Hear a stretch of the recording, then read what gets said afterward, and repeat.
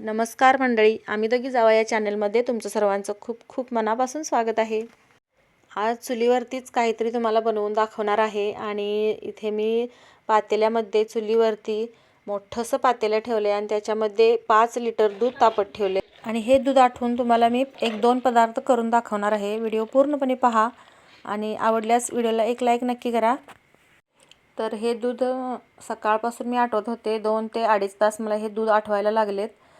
तर एकसारी हलवतच बसलो होतो, कारण चुलीवरती जाळ मोठा जरा झाला तर बाहेर उतू जाऊ नये म्हणून एकसारखं हलवावंच लागत होतं.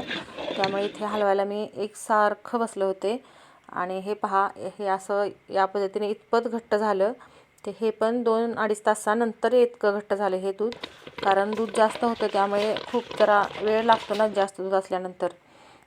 आणि हे तुम्हाला आता मी जे घट्टपणा दाखवला तितकं घट्ट झाल्यानंतर हे पहा, मी इथे त्यातलं अर्ध्याच्याला थोडंसं जास्त परातीमध्ये काढून घेतलं आहे. आणि हे परातीमध्ये काढलेलं दूध, आटवलेलं दूध आहे हे. याचे मी गुलाबजाम करणार आहे, गुलाबजामुन. आणि याच्यामध्ये पातेल्यामध्ये जे शिल्लक राहिलेलं आहे ना, त्याची आपण खव्याची बर्फी करणार आहोत. तर ते मी ठेवलं परातीमधलं साईडला ठेवलं झाकून. थंड होईपर्यंत आपण ते बर्फी करून घेऊया अगोदर आणि मग हे गुलाबजामचं पाहूया. तर याच्यामध्ये साखर घातली पहा, जवळपास अर्धा किलो साखर आहे. आणि दूध पण जास्त आहे त्यामुळे साखर पण तेवढी घातली आहे. तर हे तुम्हाला पातेलं मोठे असल्यामुळे थोडं त्याच्यामध्ये थोडं दिसत असेल, पण आहे भरपूर ते. तर हे पहा, असं चिकट झाल्यानंतर, साखर पूर्णपणे विरघळल्यानंतर आणि चिकट जाणवल्यानंतर ना हाताला, ते आपण उतरून घ्यायचं. आणि हो, सांगायचं राहिलं, वेलची पण घातली त्याच्यामध्ये चवीसाठी. तर याच्यामध्ये थोडीशी साखर जास्त झाली असं वाटतंय. थोडीशी कमी करायला हवी होती अर्धा किलोला. आणि हे थोडा वेळ मी झाकून बाजूला ठेवते, कारण जास्त साखर झाल्यामुळे जरा जास्त चिकट झालं होतं ते. आणि मग गुलाबजामचं पीठ मळायला घेते. जे परातीमध्ये काढून ठेवलं होतं ना, त्याच्यामध्ये पिठी घालायची आहे, म्हणजे मैदा. सुरुवातीला इथे मी 2 वाट्या मैदा घातला आहे आणि मिक्स करून बघायचं. आपल्याला गरज वाटली तर परत घालायचं. मी ते 2 वाट्या सुरुवातीला घालून बघितलं, हलवून चमच्याने अगोदर हलवून बघितलं त्याच्यामध्ये गरज वाटते का मैद्याची ते. त्यानंतर मळायला हातात पीठ घेतल्यानंतर लक्षात आलं की हे जर थोडंसं अजून पातळ आहे. खायचा सोडा चिमूटभर घातला आहे. आणि पीठ मळताना लक्षात आलं पातळ असं. त्यामुळे मी नंतर परत अर्धी वाटी परत मैदा घातला. आणि हे सगळं चाळून घेऊन मग व्यवस्थित मिक्स करून चांगलं पीठ मळून घेतलं. तर 3 लिटर दूध, म्हणजे एकूण दूध 5 लिटर आटवलं, पण 3 लिटर हे मी गुलाबजामसाठी आठवलेलं दूध काढून घेतलं. आणि बाकीचं 2 लिटरचं आपण बर्फी करणार आहोत, ते अजून आहे तसंच ठेवलं आहे झाकून. तर हे 3 लिटर दुधाचं आपण गुलाबजाम बनवतो आहे. त्यानंतर त्याच्यामध्ये 2.5 वाटी मैदा घातला आहे. आणि हे आपण छान अगदी स्मूथ असं गोळा आपल्याला हा मळून घ्यायचा आहे. आणि हे पहा, त्याच भांड्यामध्ये मी हे जे बर्फीसाठी ठेवलं होतं ना, खव्याची बर्फी बनवायसाठी, ते पण आता त्याच्यामध्येच काढून घेते मी.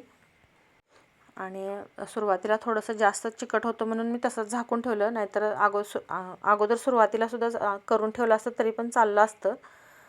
मी थोडंफार गरम आहे आणि अजून थोडंसं थंड झाले आणि थोडंसं गरम आहे, कोमट आहे. त्यामुळे म्हटलं चला अगोदर हे थापून घेऊया. तर हे असं छानपैकी एका भांड्याला तेल जरी नाही लावलं तरी चालतं, कारण याला खूप तेल सुटतं, कारण दूध आटवलेलं आहे ते, त्यामुळे त्याला तेल सुटतंच.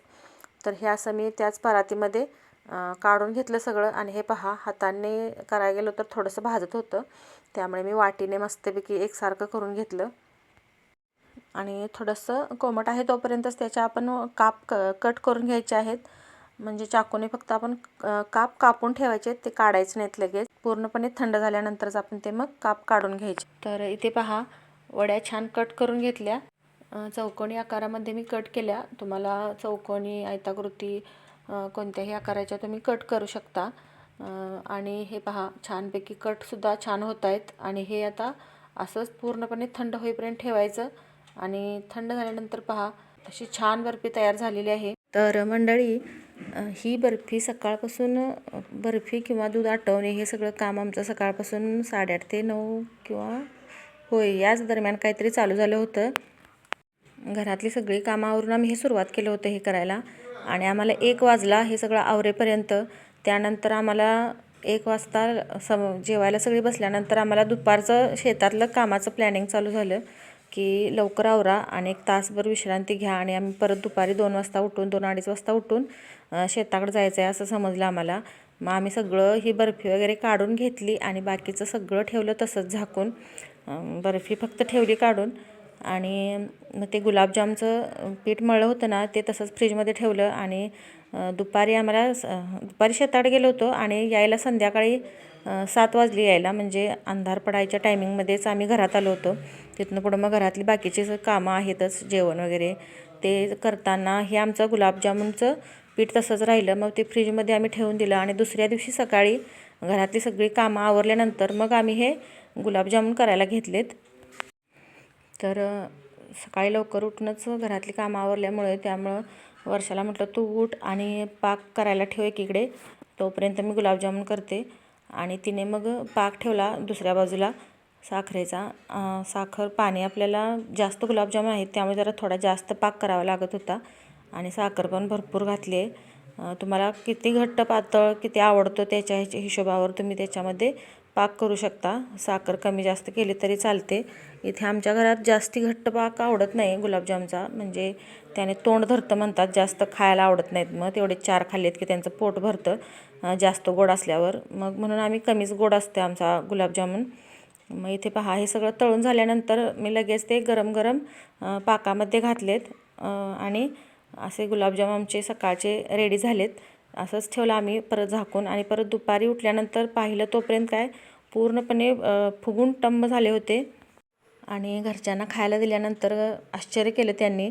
हे म्हटलेत की दूध आटवून इतके छान गुलाबजाम होतात का, हे त्यांना पटलंच नाही. म्हणजे त्यांना वाटलं की आम्ही बाजारातून पॅकेट वगैरे आणून त्याच्यामध्ये घातलं आहे की काय, हे असं त्यांना सांगितल्यावर आम्ही पटलं नाही की ह्याच्यामध्ये काहीही आम्ही घातलेलं नाही. फक्त आणि फक्त दूध आटवून याच्यामध्ये मैदा घालून आम्ही हे पीठ मळलं होतं. आणि हे पहा किती छान गुलाबजामुन झालेलं आहे, रसरशीत झालेलं आहे आणि एकदम स्पंजी असं झालेलं आहे. त्यामुळे खाताना सगळ्यांना आवडला तो, त्यामुळे सगळ्यांनी प्रशंसा केली की छान झाला आहे गुलाबजाम म्हणून. तर तुम्हाला व्हिडिओ कसा वाटला कमेंटमध्ये सांगा आणि व्हिडिओला एक लाईक नक्की करा. चॅनेलवरती नवीन असाल तर चॅनेलला सबस्क्राईब करायला विसरू नका. अशा पद्धतीने आजच्या या व्हिडिओमध्ये तुम्हाला 2 रेसिपीज आम्ही दाखवलेल्या आहेत. तर परत भेटूया अशाच एका नवीन व्हिडिओसोबत. तोपर्यंत गुलाबजामुन खाऊन घ्या आणि या पद्धतीने करून पहा आणि कमेंट करून सांगा की कसे झाले ते तुमचेही आणि आमचेही. तर चला परत भेटू. श्री स्वामी समर्थ.